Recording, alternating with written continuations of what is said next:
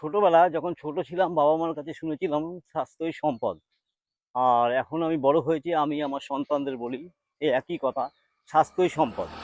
তো আপনি স্বাস্থ্যটা কিভাবে সুস্থ রাখবেন? দেখুন, প্রথম জিনিসটা হচ্ছে সকালবেলা ঘুম থেকে উঠে জোর পায়ে হাঁটুন। বয়স আপনার যাই হোক, আপনার যদি হাঁটুর প্রবলেম থাকে তাহলে আপনি হাঁটুটাকে নাড়ান, তারপরে আপনি চলে যান। হাঁটুন, শুধু হাঁটুন। শুধু এই হাঁটা এবং কয়েকটা বেসিক আসন ফ্লেক্সিবিলিটি লেভেল বাড়ানোর জন্য করবেন। এবার এই হাঁটা সম্বন্ধে আমি দুটো কথা বলবো, তার জন্য আজকের এই ভিডিওটা। দেখুন, আমি যখন হাঁটা শুরু করি তখন আমার হাতটা জ্ঞান মুদ্রায় থাকে। তার কারণটা কি? তার কারণটা হচ্ছে জ্ঞান মুদ্রা, এটা হচ্ছে অগ্নি আর এটা হচ্ছে বায়ু।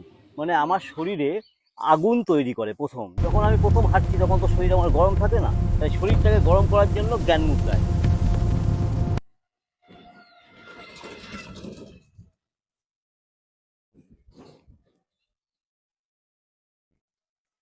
এবার যখন জ্ঞান মুদ্রায় আপনি বেশ কিছুক্ষণ হেঁটে ফেললেন, 15 মিনিট, তারপরে আপনি আপান বায়ু মুদ্রায় হাতটা নিন।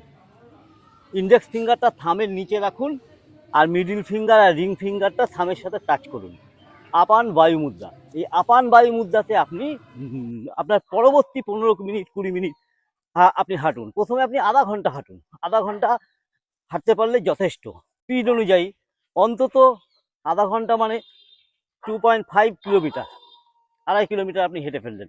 তাই প্রথমে জ্ঞান মুদ্রা, তারপরে আপান বায়ু মুদ্রা, এই দুটো দিয়ে হাঁটুন। তারপরে কিছুক্ষণ যাওয়ার পরে আপনি পাম্প করুন আপনার হাতটাকে, জাস্ট এরকম।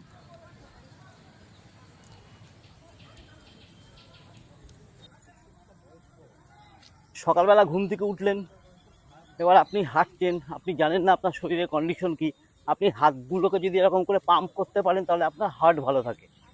প্লাস আপনি হাঁটছেন, আপনার শরীরের যাবতীয় রক্ত সঞ্চালন খুব ভালো হয়। তারপরে আপনি একটুখানি স্পিড বাড়াবেন।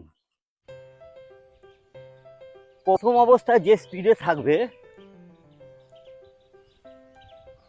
স্পিডটা আপনার অ্যাজিলিটিটা আপনাকে তালের সাথে সাথে মিলিয়ে করতে হবে।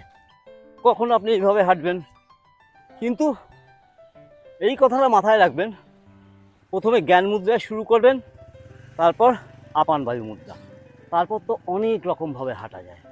ব্রিস্ক ওয়াক দেখুন আমি করছি।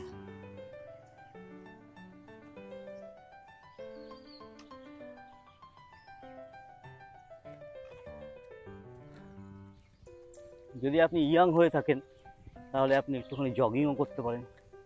একবার জগিং করে নিলেন হাঁটার সাথে সাথে। সুস্থ থাকার এর থেকে ভালো রাস্তা আমার অন্তত জানা নেই। আপনার যদি থাকে আমাকে জানাবেন। ভালো থাকবেন, অনেক আশীর্বাদ।